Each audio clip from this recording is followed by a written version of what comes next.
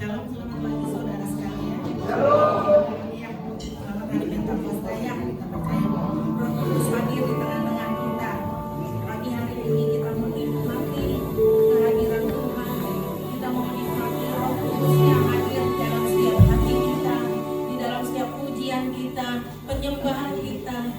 Oh haleluya. Ruangan ini biarlah dipenuhi oleh kuasa Roh Kudus. Amin. Haleluya Yesus. Haleluya Yesus. Kami mau menyembah-Mu Tuhan. Haleluya Yesus. Oh haleluya Yesus. Oh haleluya.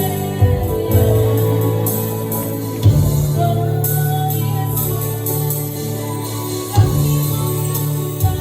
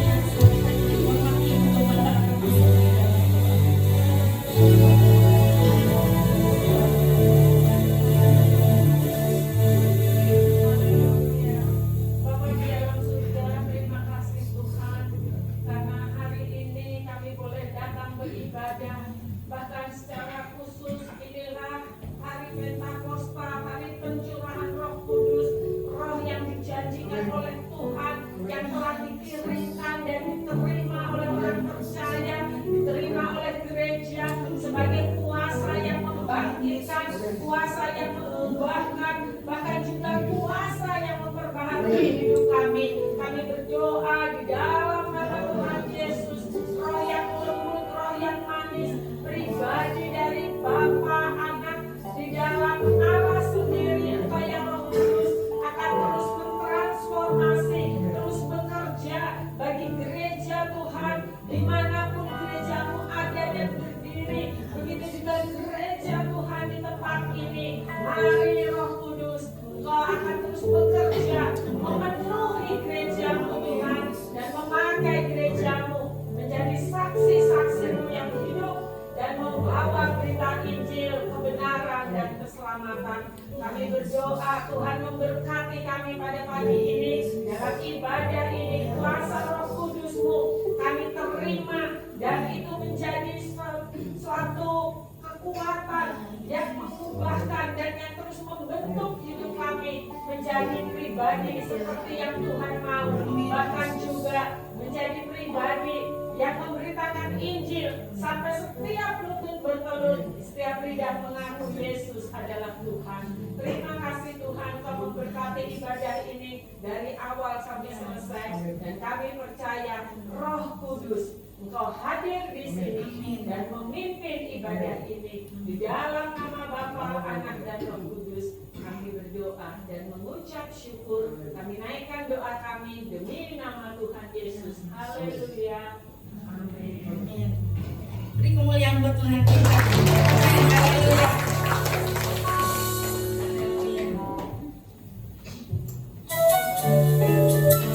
Kita goyang ya sama-sama ya. Buat Tuhan. Tuhan Yesus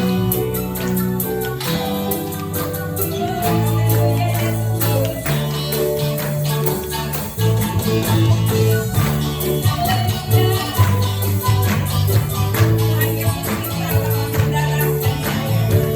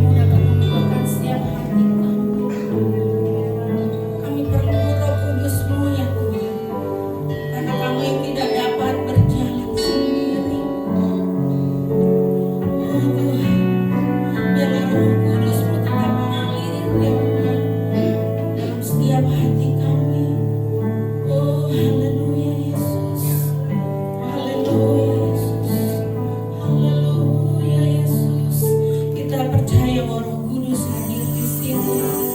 Dia mengasihi saudara dan saudara. Haleluya. Kita naikkan pujian ini. Haleluya Yesus.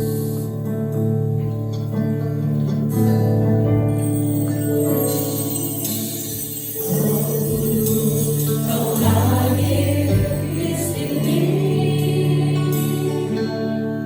Roh Kudus, ku mengasihimu.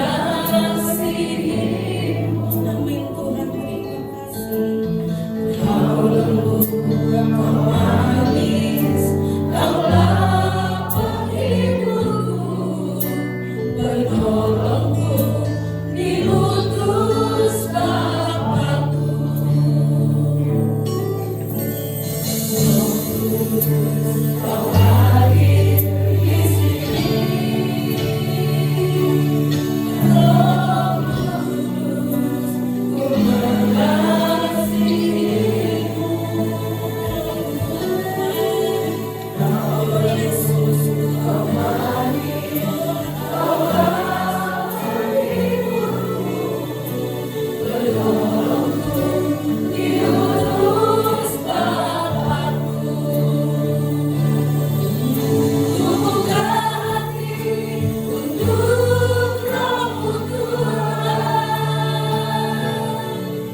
Ku buka hati menyembah-Mu Yesus. Jamahlah kami, penuhi kami dengan kuasa Allah ini. Kita saudara bangkit di sini. Roh Kudus, kau hadir di sini. Roh Kudus, ku mengasihimu.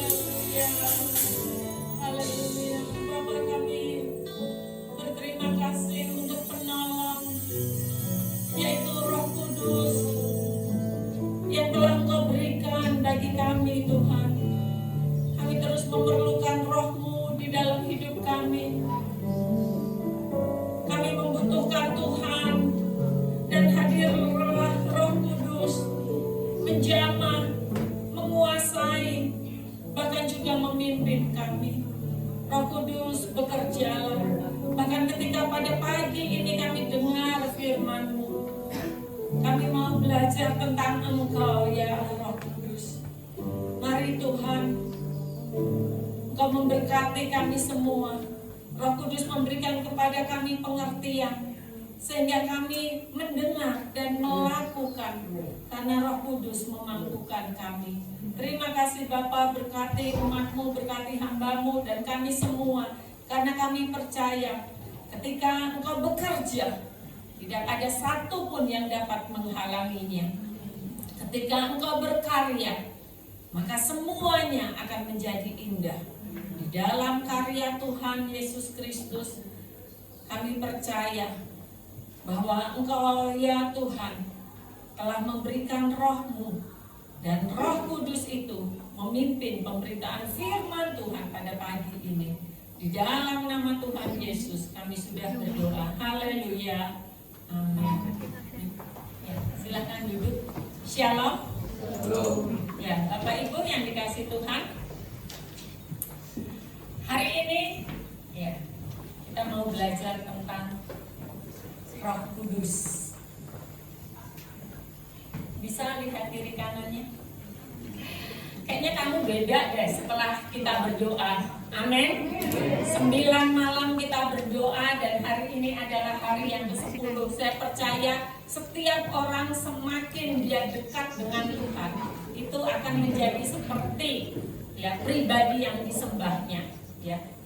Dan saya boleh melihat wajah-wajah ya yang penuh dengan sukacita pada pagi ini. Amin.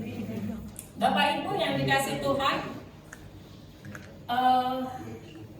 tahu nggak atau punya master key di rumah? Punya master key di rumah? Kunci master? Hah? Ada yang punya kunci master? Punya. Apa gunanya kunci master itu? Bisa buka semua, betul. Ya.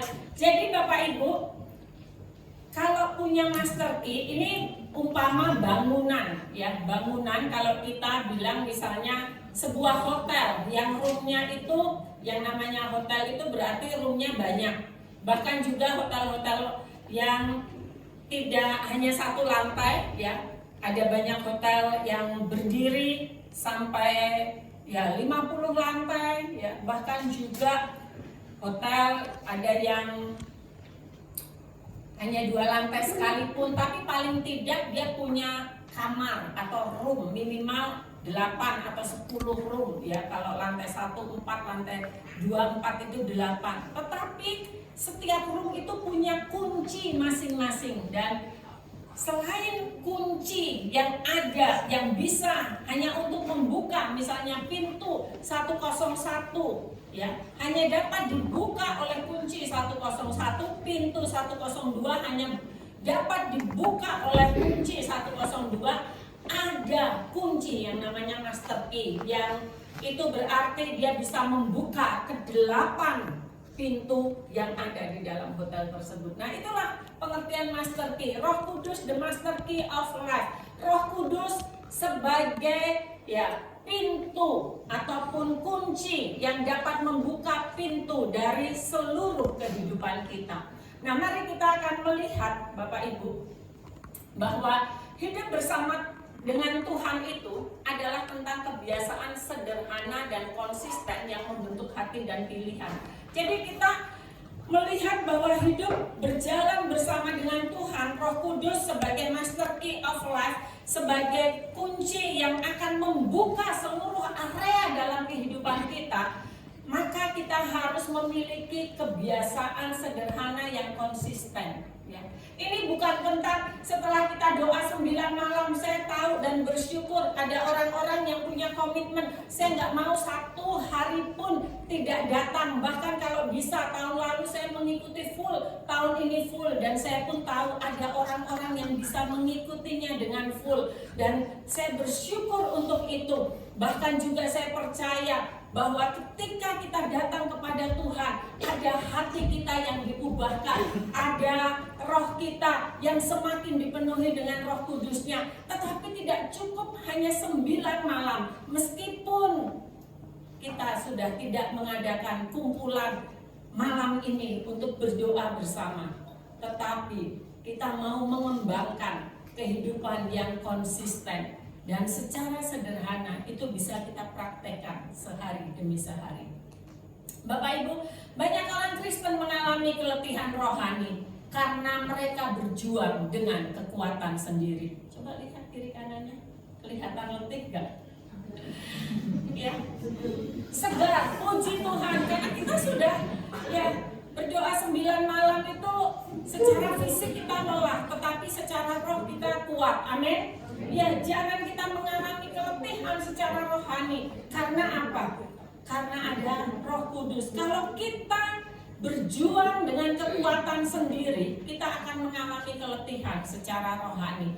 Nah, Bapak Ibu, kunci kemenangan hidup Kristen itu bukan berusaha lebih keras, ya, tetapi pada berserah lebih penuh kepada pimpinan Roh Kudus. Amin. Amin.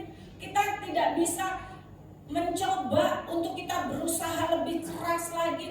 Kita membaca Alkitab lebih sungguh-sungguh, lebih banyak. Bukan berarti itu tidak boleh dilakukan. Kita berdoa dengan lebih mati-matian, itu juga boleh dilakukan. Tetapi maksud saya pada pagi ini adalah kita menyadari bahwa kalau hidup kita hanya mengandalkan kekuatan dan juga kekuatan kita untuk berusaha lebih keras menjadi lebih baik, kita akan gagal kalau kita tidak berserah kepada pimpinan Roh Kudus. Jadi untuk kehidupan yang lebih baik, mari kita berserah lebih penuh kepada pimpinan Roh Kudus. Bapak Ibu, apa yang menjadi karya Roh Kudus di dalam hidup kita? Itu banyak sekali, tetapi paling tidak pada pagi ini kita akan melihat 3 hal. Yang pertama adalah karya Roh Kudus itu dia memberikan kuasa untuk menang atas dosa.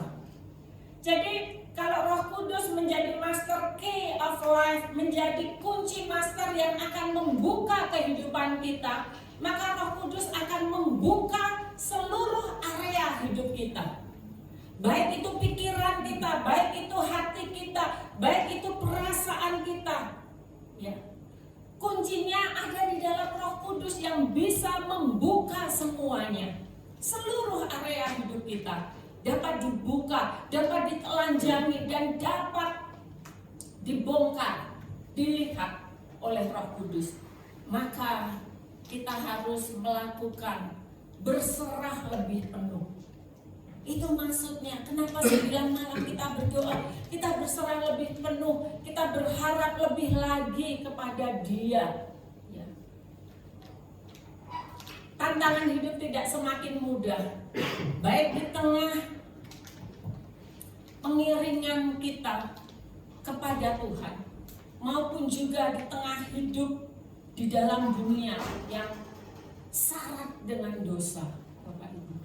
Oleh karenanya kita perlu Roh Kudus, dan pada pagi ini mari kita belajar. Yang pertama poinnya, Roh Kudus memberikan kuasa untuk menang atas dosa. Bapak Ibu yang dikasihi Tuhan, Roma 8 ayat 5-9 dalam Alkitab yang versi mudah dibaca, saya akan membacakan demikian. Roma 8 ayat 5 sampai yang ke-9 itu berbunyi demikian. Mereka yang hidup menurut diri mereka yang berdosa, pikiran mereka hanya memikirkan tentang yang dikehendaki diri mereka yang berdosa.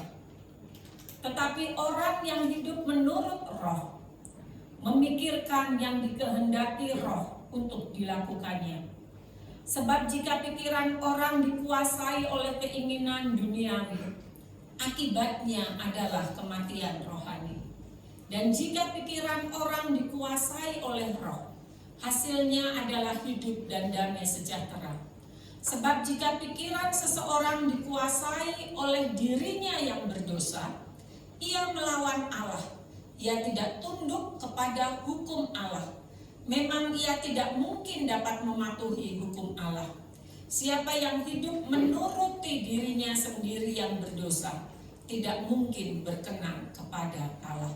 Jika roh Allah sungguh-sungguh tinggal di dalam kamu, kamu tidak lagi dikuasai oleh dirimu yang berdosa, melainkan oleh roh.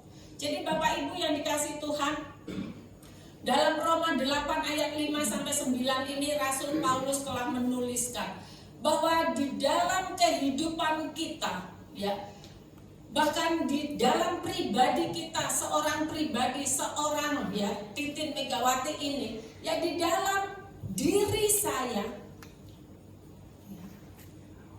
ada keinginan untuk terus berdosa. Mengapa?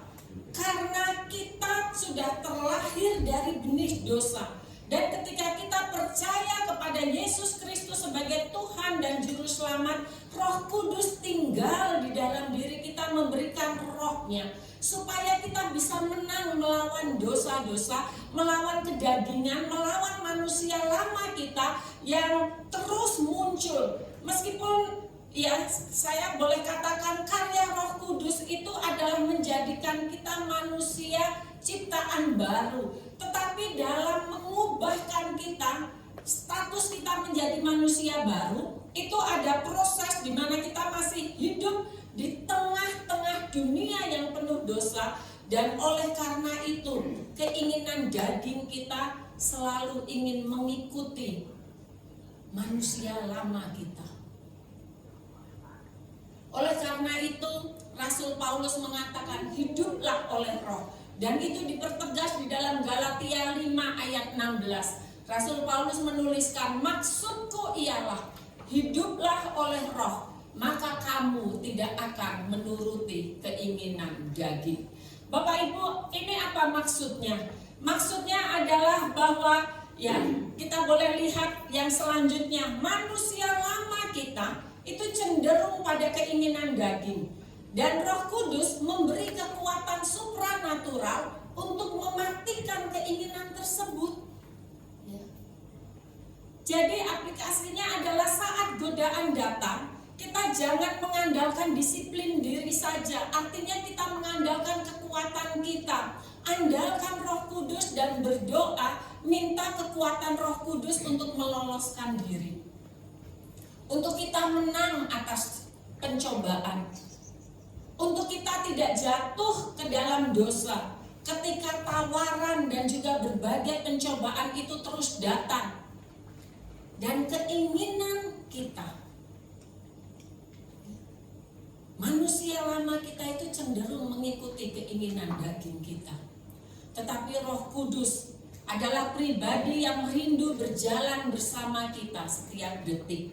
Oleh karenanya kita harus terus minta Roh Kudus memimpin hidup kita. Ya. Biasakan untuk terus bergaul, biasakan untuk terus berbicara, biasakan untuk terus terkoneksi. Bahkan dalam suasana ibadah sekalipun, ketika kita merasakan Roh Kudus hadir, tadi pun selama saya berdiri saya bilang Roh Kudus, tolong Roh Kudus.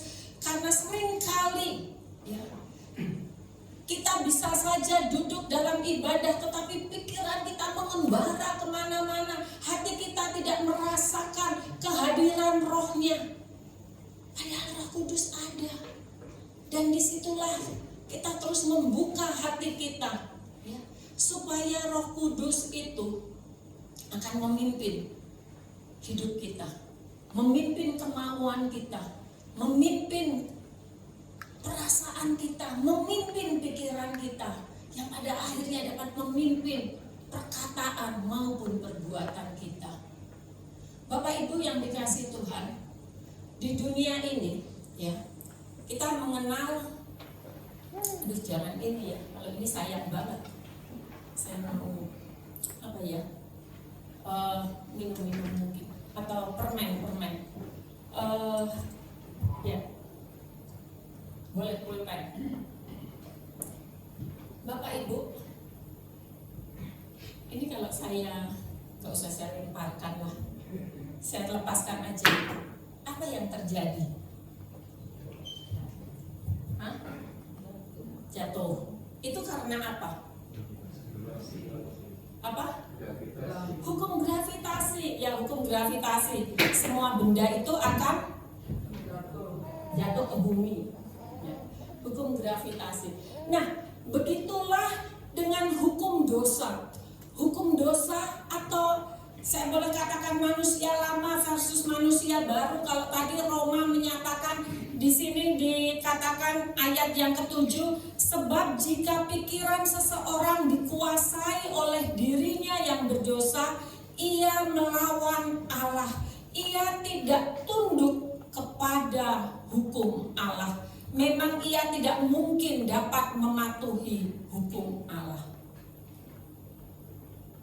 Karena apa? Karena manusia itu berdosa. Tetapi oleh penebusan Kristus Yesus dan oleh Roh Kudus yang telah berdiam di dalam diri kita, ada seperti halnya ada hukum gravitasi di bumi, maka di bumi ini juga ada hukum dosa. Ada manusia lama kita itu yang terus menerus cenderung menarik kita ke bawah. Bahkan meskipun seorang pastor sekalipun, seorang hamba Tuhan sekalipun, siapapun kita, saya selalu katakan tidak ada orang yang bisa kebal terhadap dosa. Dan tidak ada tempat di bumi ini yang steril terhadap dosa. Even di surga, even di gereja, meskipun di gereja sekalipun, ya. Hanya tempat memang yang tidak ada dosa itu di surga, ya. Jadi dimanapun sebenarnya dosa itu ada dan dia berusaha untuk menarik kita, seperti hukum gravitasi tadi, ya, selalu cenderung menarik kita ke bawah, menarik kita untuk tenggelam, untuk kita tinggal di dalam dosa-dosa kita. Tetapi kalau ada hukum dosa, ada hukum Allah. Begitu juga selain hukum gravitasi, ternyata ada hukum aerodinamika. Itulah mengapa pesawat itu bisa terbang. Mengapa pesawat tidak jatuh ke bumi? Padahal pesawat begitu berat, betul? Pulpen aja begitu tadi dilemparkan jatuh. Apalagi pesawat, berapa beratnya pesawat? Pesawat kosong saja komponennya sudah berat, apalagi diisi sekitar 200 orang mungkin, ya. Waktu ke Korea tahun lalu itu pesawatnya besar sekali, jadi saya tahu isinya sepertinya 200 orang lebih, ya. Karena sudah pesawatnya besar dan barisan bangkunya, ya, lebih dari 8 seingat saya. Jadi saya sudah perkirakan itu pesawat besar, isinya 200 lebih, ya. Dan kita bisa terbang dari Jakarta ke Seoul, dari Jakarta ke Beijing, dari Jakarta ke LA, Jakarta ke Sydney.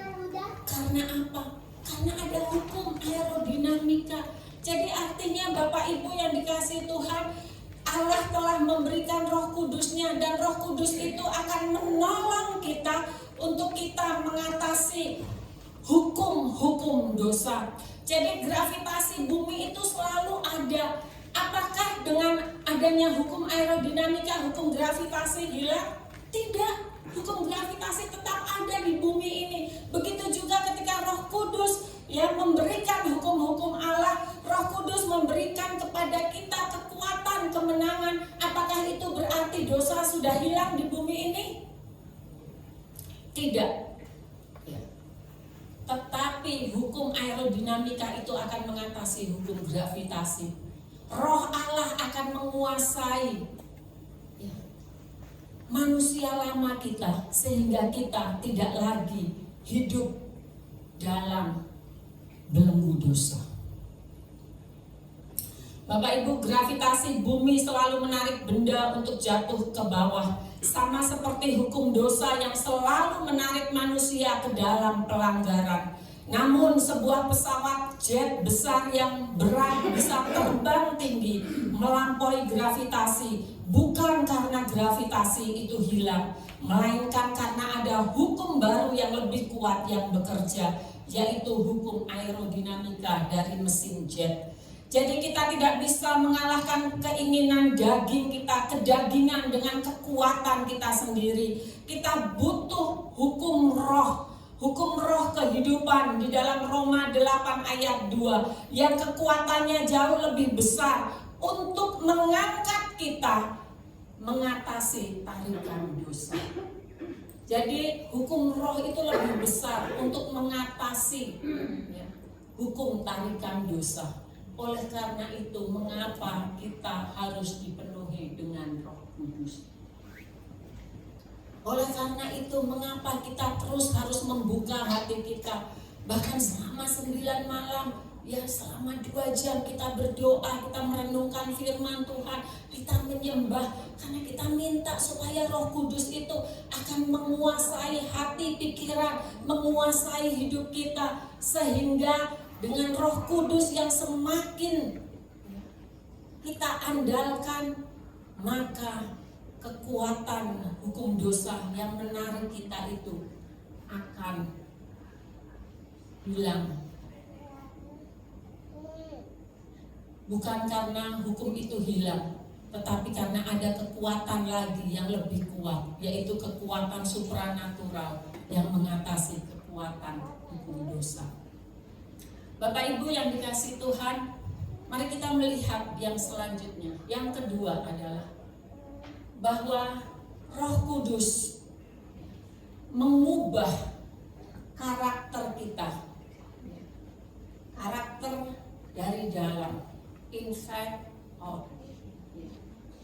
Roma 8 ayat 5b mengatakan mereka yang hidup menurut roh memikirkan hal-hal yang dari roh.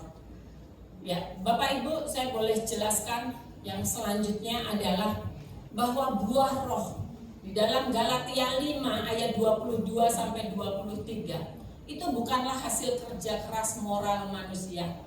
Silahkan dipindahkan slide-nya. Itu adalah hasil alami, ya, dari kedekatan ranting kita dengan pokok anggur atau Kristus melalui rohnya.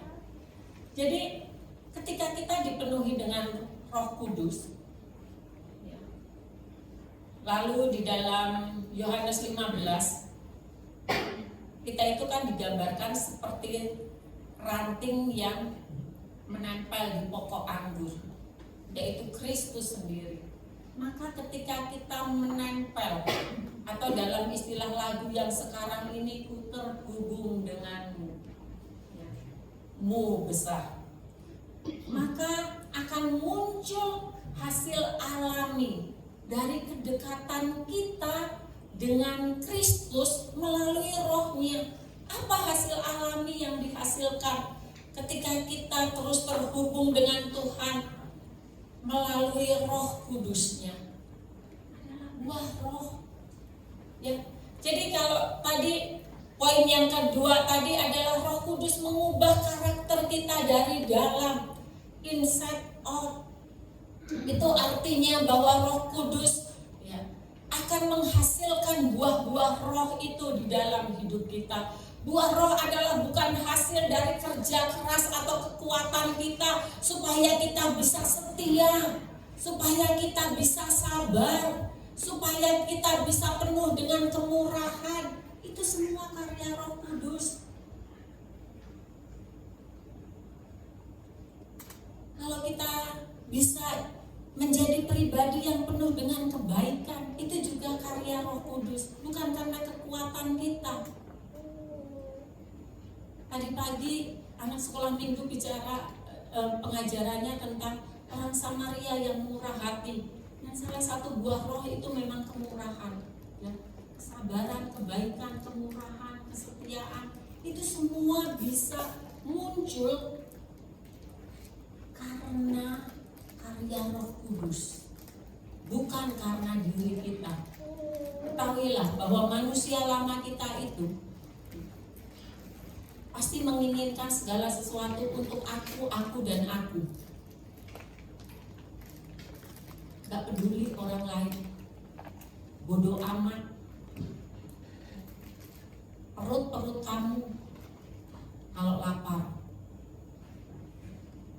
Tapi manusia roh kita yang sudah dikuasai oleh Roh Kudus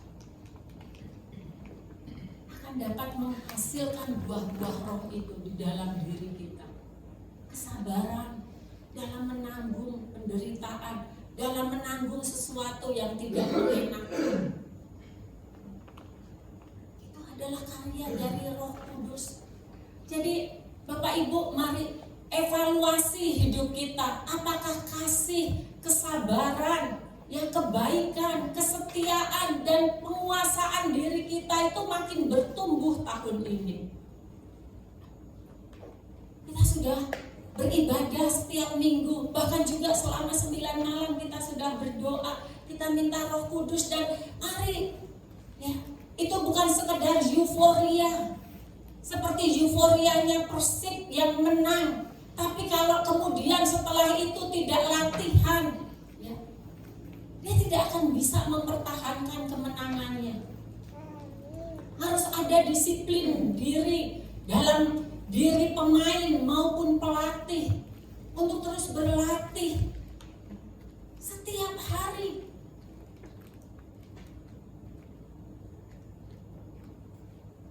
Jadi apakah itu semakin bertumbuh kepada diri kita tahun ini? Semalam ketika ya sudah sempat diperbaharui datanya, dituliskan data-data yang hadir di doa malam. Saya sebenarnya punya data tahun lalu, dan selama tahun lalu, baik hari ke-1, 2, 3, itu datanya masih ada di saya. Itu terbanyak 25. Makanya sepanjang di 2026 ini sebenarnya belum ada yang mencapai 25. Baru semalam aja tiba-tiba terus direvisi jadi 26. Akhirnya di dalam hati saya semalam, dalam peristiwa ketika kita masih duduk dalam berdoa, saya bilang, aduh akhirnya pecah juga tuh rekor yang tahun lalu 25. Tadinya saya sudah melihat tahun ini ya tidak seantusias tahun lalu, dan Bapak Ibu nggak perlu berpikir yang lain-lain. Saya selalu mengembangkan sikap, ya. Saya merefleksi diri saya mengevaluasi ada yang salah dalam pelayanan. Ya. Roh Kudus tolong tunjukkan, saya selalu gitu. Kalau ada ya sesuatu yang tidak berkenan, bahkan sesuatu yang kurang tepat, bahkan sesuatu ya, yang tidak benar dalam memimpin dan menggembalakan umat, saya selalu bicara seperti itu kepada Tuhan. Jadi saya tidak perlu melihat orang itu kenapa nggak datang, sibuk ini sibuk itu, lalu melihat orang lain. Saya terus belajar untuk mengembangkan apa yang salah, apa yang kurang, apa yang belum pas di dalam saya, mengajar, mentransferkan nilai-nilai lalu kehidupan untuk terus tetap tinggal di dalam iman dan kesetiaan kita kepada Tuhan. Mari kita evaluasi hidup kita. Apakah kasih, kesabaran, kebaikan, kesetiaan, dan penguasaan diri kita itu makin bertumbuh tahun ini? Ada ya cerita ilustrasi yang saya tahu Bapak Ibu bisa membayangkan meskipun saya tidak bawa barangnya di ruangan ini. Pohon plastik versus pohon hidup. Ada di rumah yang punya pohon plastik yang ada buah apelnya? Nggak ada ya? Tapi tahu ya maksudnya gimana buah apelnya, pohon plastik yang ada buah apelnya.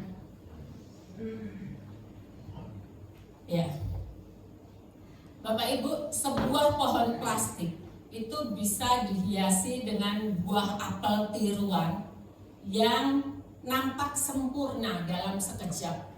Kalau apel sebenarnya saya bisa membedakan, tetapi pohon anggrek sintetis itu berulang kali saya masih terkecoh loh. Beberapa kali dengan Pak Sansan dari jauh bilang itu asli atau maksudnya artifisial ya, anggrek itu. Pernah sampai saya masuk ke sebuah ruangan, oh iya, yang terakhir itu minggu lalu ya di Hotel Mason Time waktu kita diundang ulang tahun, dipegang, lalu Pak Sansan juga tanya, ini asli atau palsu? Asli, ini kayaknya asli, saya bilang gitu. Iya asli, kelihatan karena daunnya ada yang bolong gitu. Kalau palsu itu betul-betul sempurna ya. Nah, jadi artinya adalah bahwa pohon plastik itu bisa dihiasi dengan buah apel tiruan yang nampak sempurna dalam sekejap. Tetapi buah itu, apa Bapak Ibu, mati, tidak ada rasa, tidak bisa dinikmati. Betul? Orang tidak bisa memetik buah apel itu lalu memakannya. Dan pohon itu juga tidak bisa menghasilkan kehidupan baru. Nah, berbeda dengan pohon apel asli, ya.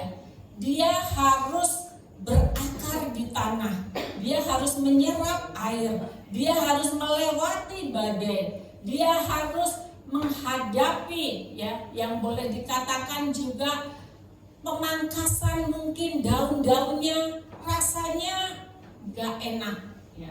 Ibu Ari dan Pak Sansan pernah menjelaskan dalam khotbah tentang pruning ya, tentang pemangkasan ketika dalam konteks Yohanes 15 ini, pohon anggur ya. Tetapi lihat bahwa pohon hidup ini menghasilkan buah secara alami dari batangnya sendiri, dari pohonnya sendiri. Nah, pesannya adalah bahwa banyak orang Kristen itu mencoba memalsukan buah roh dengan pencitraan moral atau kebaikan yang nampak dari luar saja. Seperti pohon apel plastik, dia kelihatan baik di luar, dia kelihatan saleh di luar, dia kelihatan murah hati di luar. Kelihatan apa lagi ya? Kelihatan menguasai diri di luar.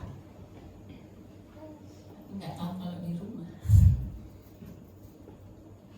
Tapi nggak tahu kalau nggak ada orang lain. Tapi nggak tahu kalau kesulitan, tekanan, dan penderitaan datang. Orang itu harus dilihat justru saat tekanan datang dalam hidupnya. Karakter orang itu akan terlihat. Bapak Ibu, karakter Kristus yang sejati hanya bisa muncul jika kita melekat pada Roh Kudus dan membiarkan Dia mengubah diri kita dari dalam keluar.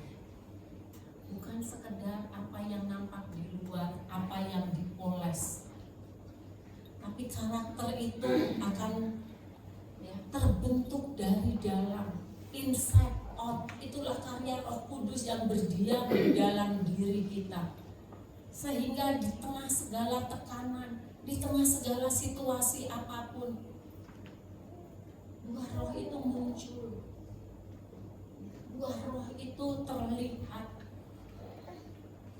karena kita adalah pohon hidup. Amin. Yang ketiga, yang terakhir, Roh Kudus akan menuntun kita kepada kebenaran. Roh Kudus adalah penasehat ajaib. Dia berbicara melalui firman Tuhan.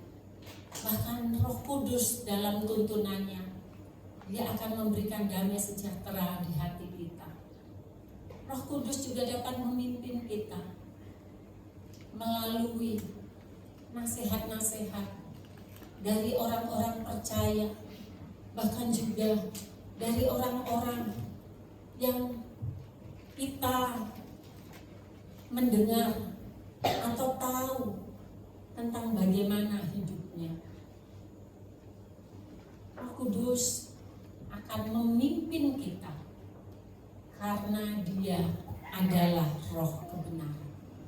Bapak Ibu, sebelum mengambil keputusan besar di dalam hidup kita, entah itu tentang karir, entah itu tentang pasangan, entah itu tentang bisnis, entah tentang apapun juga, biasakan mengambil waktu untuk mendengarkan tuntunan rohnya. Saya boleh mengibaratkan Roh Kudus itu adalah roh yang memimpin kita, seperti halnya saat kita mengemudi di tengah kabut tebal. Bapak Ibu yang dikasih Tuhan, saat kita mengemudi, entah itu di jalanan lurus atau di jalanan yang berliku, berbelok-belok, atau juga di tempat yang sebelumnya kita tidak pernah tahu. Betul, kita belum pernah tahu tempat itu. Bagaimana kita bisa menuju ke situ saat ini? Kita punya Google Maps atau yang boleh dikatakan GPS, Global Positioning System. Kita gunakan GPS itu untuk menuntun arah dan langkah kita. Jadi gampang saja. Saya ingat, saya mungkin lupa, tapi saya ingat waktu itu kami ke Karimun Jawa. Ya. 2 mobil kami, mobil Oseng-seng. Lalu sebelum di Jepara itu di Semarang, saya ngajak makan soto. Saya memang pakai GPS dan soto itu juga belum pernah saya tahu. Tapi karena GPS itu jalan kecil pun dilewati, betul? Karena dia kan mencari jarak yang terdekat, ya. Jadi bukan jalan-jalan utama, jalan-jalan kecil masuk, tiba-tiba nyampe tempat soto. Nah, saya ingat banget, saya mungkin lupa. Dia ngomong gini, "Bugem, udah pernah ke tempat soto ini dan hafal jalannya karena belok. Saya bilang gitu, pakai GPS. Dan saya pun belum pernah ke tukang soto ini. Saya bilang karena nyari, googling, terus saya pasang mapsnya dan melewati jalan yang kecil. Pas saya pikir saya, ya karena dia tahu saya penguasa Jawa mungkin. Jadi dia tanya, "Bugem, ini apa sotonya enak?" Maksudnya udah pernah biasa. Maksudnya ya lupa kalimatnya lah, intinya saya pernah ke situ. Saya bilang nggak pernah, saya bilang itu saya pakai GPS. Nah, kita nggak tahu ya apa yang ada di depan kita, betul? Tapi Roh Kudus itu akan memimpin kita. Dia akan menunjukkan kalau kita belok kiri, kita belok kanan. Kita nggak tahu apa yang ada di depan kita. Tapi kita harus mengikuti Dia supaya kita dipimpin pada kebenaran dan ketepatan. Amin. Amin. Jadi saat mengemudi, bahkan di tengah kabut tebal yang menghalangi pandangan, kita tidak bisa melihat apa yang ada 50 meter di depan. Mungkin lampu hasap kita, lampu jauh kita sudah kita nyalakan. Namun jika kita menyalakan GPS, sistem navigasi tersebut bisa menuntun kita dengan akurat.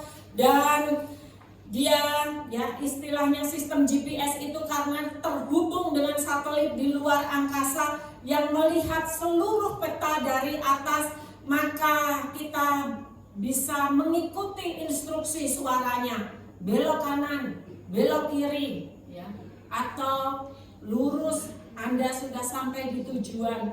Bapak Ibu, pesannya adalah bahwa masa depan kita itu seringkali buram seperti kabut. Roh Kudus adalah GPS rohani kita. Dia melihat gambaran besar kita karena dia punya sistem dan dia melihat dari atas. Sebagaimana ada sistem satelit yang melihat di atas, yang pandangan kita terbatas, tetapi dia melihat sampai ke atas, dia melihat dari atas, dia melihat sampai ke depan, bahkan juga dia melihat jauh dari apa yang bisa kita pikirkan dan bayangkan tentang masa 1 tahun, 5 tahun, 10 tahun ke depan.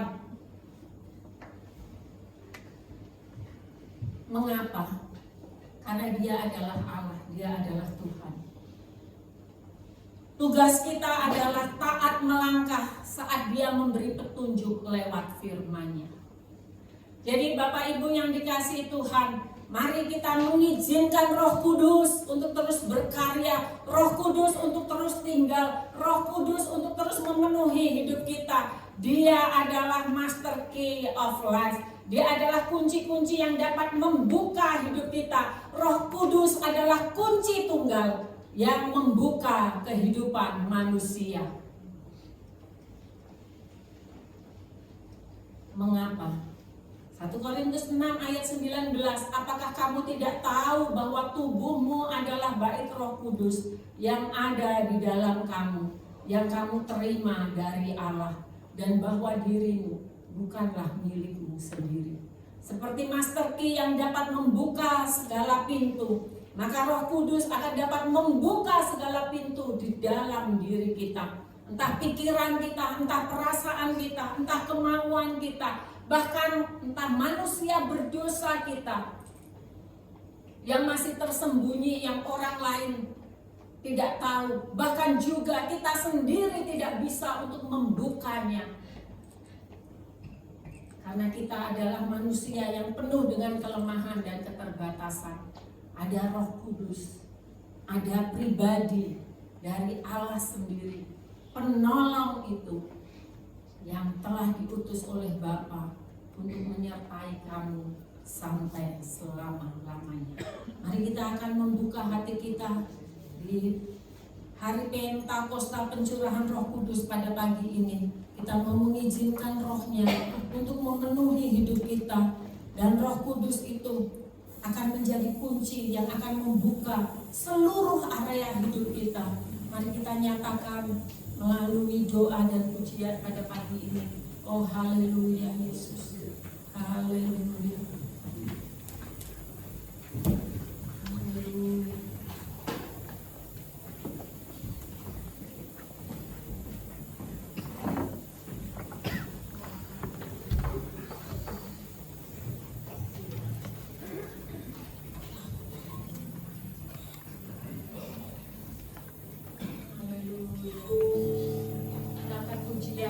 Yang kita naikkan sebelum firman Tuhan, mari kita akan membuka hati kita untuk karya Roh Kudus di dalam diri kita akan terus bekerja. Karya Roh Kudus yang menuntun kita kepada segala kebenaran, karya Roh Kudus yang mengubahkan karakter kita, karya Roh Kudus yang membuat kita menang atas dosa, atas kebiasaan manusia lama kita. Roh Kudus menolong kami ya Roh Kudus. Haleluya Yesus.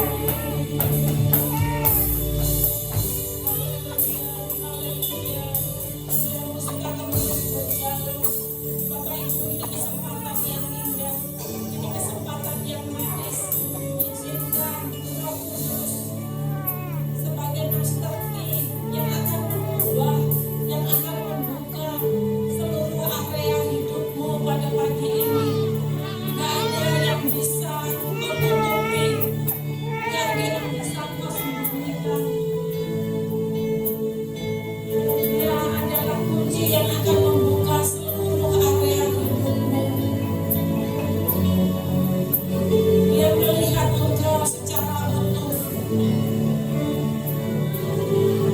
Ibu datang kepada Tuhan. Mari gunakan waktu ini untuk berdoa. Tuhan, Kau tahu segala kelemahan. Tuhan tahu segala keinginan-keinginan kami yang seringkali berperang di dalam tubuhku yang berusaha untuk menarik jatuh ke dalam dosa. Tapi aku tahu aku punya hukum Allah, firman Tuhan. Hukum-hukum itu bukan sekedar tulisan yang mati, tetapi dia adalah tulisan yang memiliki kuasa dan Roh Allah yang menghidupkannya. Supaya aku menang, Tuhan. Aku menang dalam hidupku. Mari Tuhan ubahkan aku karakterku ya Tuhan, sehingga muncul buah roh itu. Bahkan pada pagi ini aku dapat mengevaluasi, aku dapat merenungkannya. Apakah hidupku sudah berbeda dengan tahun yang lalu? Apakah hidupku sudah berubah dari sebelumnya? Oh, haleluya. Mari Bapak Ibu, hanya Bapak Ibu yang tahu, dan berperkaralah dengan Tuhan pada pagi ini. Dalam doa hari Kamis, saya pernah nyatakan bagaimana diri saya sebagai manusia lama. Saya adalah orang yang hidup penuh dengan dendam secara pribadi kepada orang-orang yang menyakiti hati saya.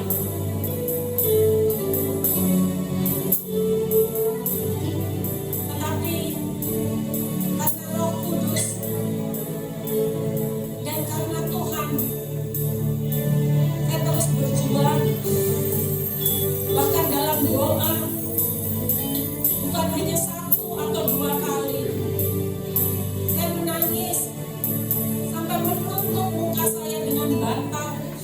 Bahkan juga pernah berteriak sekeras-kerasnya untuk saya dapat mengampuni si A, saya dapat mengampuni si B. Ada proses-proses yang terlalu banyak untuk saya boleh katakan.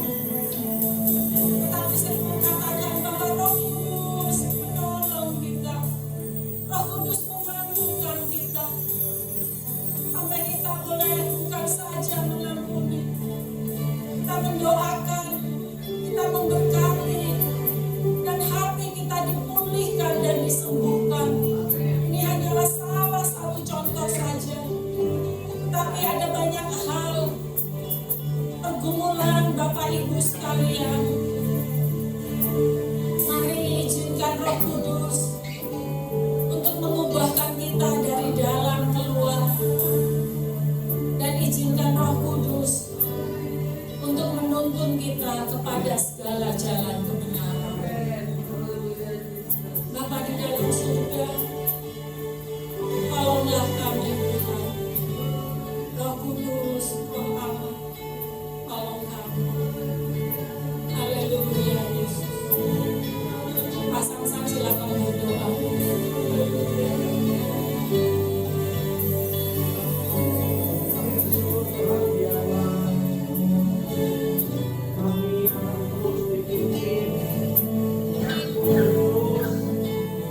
Diatur oleh Roh Kudus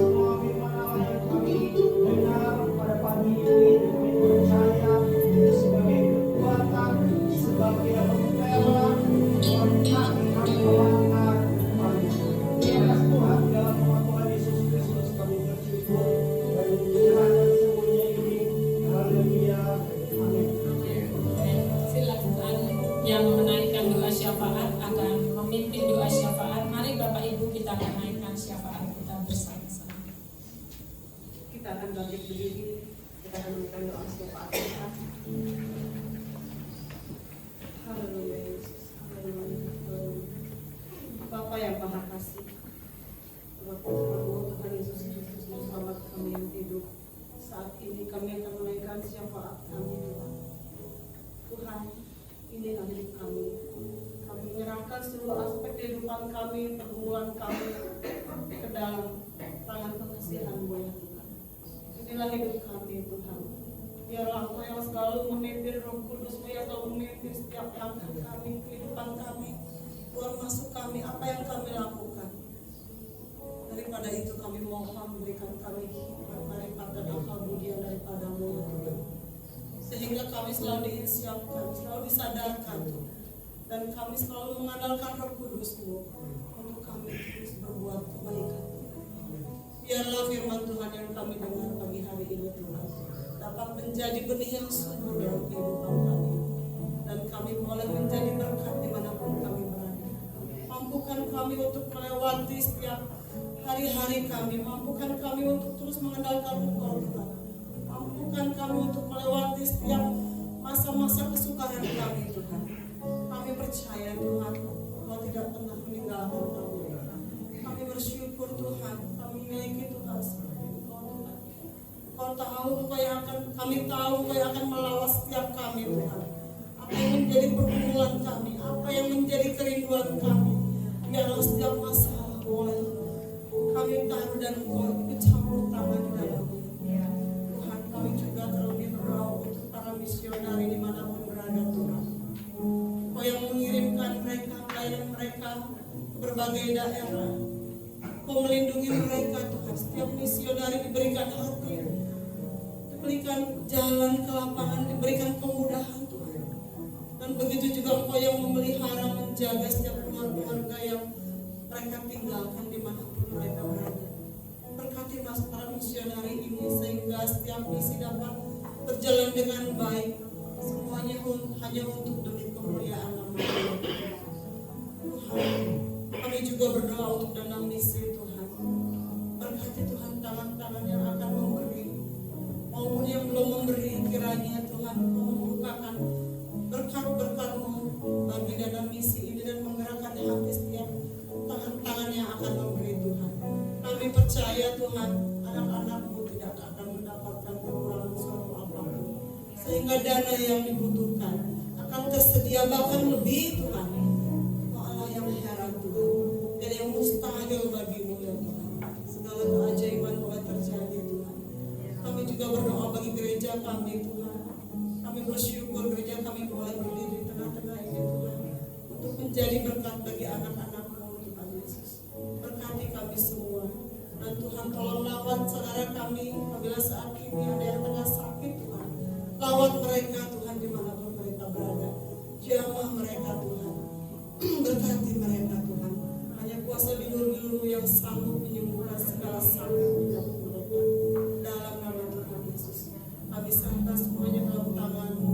Oh ya Tuhan, kami juga berdoa apabila saat ini di luar sana tengah berada pamai euforia kemenangan sepak bola, kiranya Tuhan berikan suasana yang kondusif. Jauhkan hal yang tidak diinginkan ya Tuhan. Lindungi anak-anak-Mu yang dalam perjalanan pulang sebentar Tuhan. Kiranya Tuhan Engkau melindungi kota Bandung ini, Cimahi dan sekitarnya Tuhan. Terima kasih Tuhan, kami serahkan doa yang jauh dari sempurna ini ke dalam tangan kasih.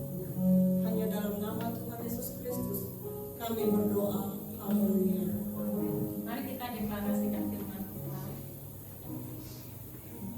Saat ini 2, 3. Sebab Kristus sendiri mati hanya sekali saja untuk selama-lamanya karena dosa manusia. Seorang yang tidak bersalah mati untuk orang yang bersalah. Kristus melakukan itu supaya Dia dapat membimbing kalian kepada Allah. Dia dibunuh secara jasmani, tetapi dihidupkan kembali secara rohani. Amin. Kita akan pujian ini dan kita akan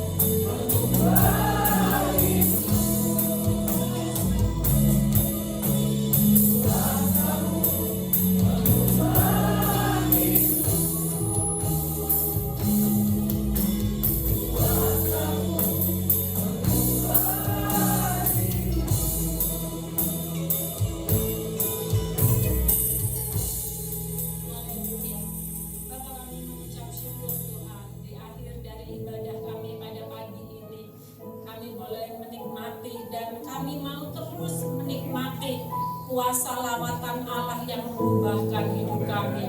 Roh Kudus, kami terus membuka hati kami. Engkau Allah, tinggallah dalam hidup kami, tinggallah dalam keluarga kami, tinggallah di gereja ini Tuhan, untuk mengubahkan, menjadikan kami semua orang-orang yang Tuhan sudah panggil untuk menjadi orang-orang yang seperti Kristus Tuhan. Pakai kami juga oleh kekuatan kuasa Roh Kudus-Mu untuk kami boleh menjadi berkat dimanapun kami berada. Terima kasih untuk semua mereka yang sudah melayani Tuhan. Biarlah pelayanan yang mereka lakukan dan kerjakan akan membawa hormat, pujian, dan kemuliaan bagi nama-Mu. Kami juga berdoa untuk Lina Tuhan yang mengalami gangguan vertigo selama beberapa hari terakhir ini. Oh Bapa, kami memohon Tuhan kasih-Mu dan kuasa-Mu yang menyembuhkan dan memulihkan. Jamahlah Tuhan syaraf-syaraf di bagian kepalanya dan pulihkan dia supaya Lina tidak lagi merasakan pusing ataupun gangguan karena vertigo, tetapi dia sehat, dia sembuh, dia pulih oleh karena kuasa dan mujizat dari Allah atas hidupnya. Terima kasih Tuhan. Dalam nama Tuhan Yesus, kami juga percaya ya Tuhan, Engkau yang memberkati umat-umat-Mu ini, apa yang mereka kerjakan dan lakukan, setiap usaha, setiap karir, setiap ya Tuhan dagangan, bahkan juga pekerjaan, dan apa yang dilakukan oleh umat-umat-Mu. Roh Kudus Engkau terus memimpin mereka sehingga mereka dapat melakukan setiap pekerjaan, tugas, dan tanggung jawab mereka dengan pimpinan dari kuasa Roh Kudus-Mu. Terima kasih Tuhan, Engkau yang memberkati umat-umat-Mu. Kami tahu Tuhan, di tengah tantangan dunia, di tengah tantangan global, bahkan juga di tengah situasi ekonomi yang begitu berat dan sulit, tetapi kami boleh hidup karena firman-Mu, dan Tuhan yang akan terus memberkati umat-umat-Mu.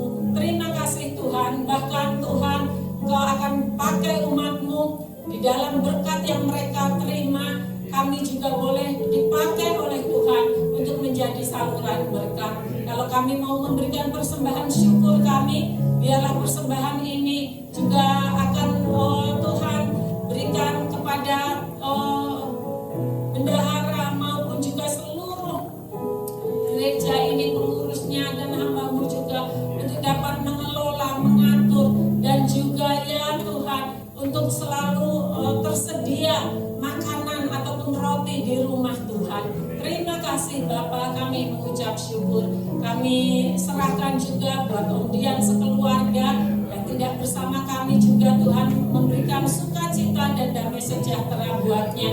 Kami juga terus memohonkan buat Ellen ya Tuhan, adik dari Om Dian. Oh kami berdoa dalam nama Tuhan Yesus, biarlah kuasa mujizat dan kesembuhan itu Tuhan alirkan buat Ellen. Kami percaya Tuhan dia akan disembuhkan dalam kerinduannya untuk terus melakukan misi ke suku-suku bangsa pun Tuhan akan dengar, dan dengan tubuh yang sehat dia dapat melakukan panggilan ini dalam iman dan kesetiaan. Terima kasih Bapa, kami mengucap syukur. Pujilah nama-Mu Bapa, kami berterima kasih untuk kasih Tuhan yang besar. Di dalam nama Tuhan Yesus Kristus kami berdoa dan menerima berkat-Mu. Mari Bapak Ibu, saudara-saudariku yang dikasihi Tuhan, terimalah kasih-Nya, terimalah kuasa-Nya. Roh Kudus itu penolong yang sejati. Dia adalah roh kebenaran, dan Dia telah hadir, dan Dia akan menyertai-Mu sampai selama-lamanya. Karena melalui rohnya Dia memberkati engkau dan melindungi engkau. Dia menyinari engkau dengan wajah-Nya dan memberi engkau kasih karunia. Dan rohnya itu akan menghadapkan wajah-Nya kepadamu dan memberimu damai sejahtera. Di dalam nama Bapa, Anak, dan Roh Kudus kami berdoa dan mengucap syukur. Haleluya. Amin.